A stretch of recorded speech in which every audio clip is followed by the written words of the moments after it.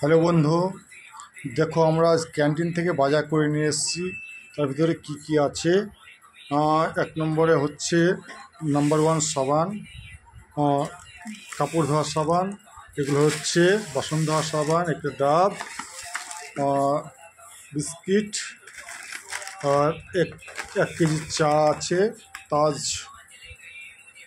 Shampoo, সঙ্গে আছে একটা গ্লুকন ডি। আর এটা হচ্ছে টপ মিক্সড পিকল,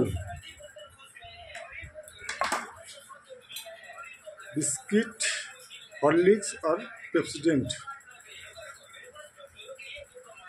ওকে, ভিডিও দেখে সবাই সাবস্ক্রাইব, লাইভ এবং কমেন্ট করে দিও এবং আমাকে একটু এগিয়ে নিয়ে যেও তোমরা সবাই।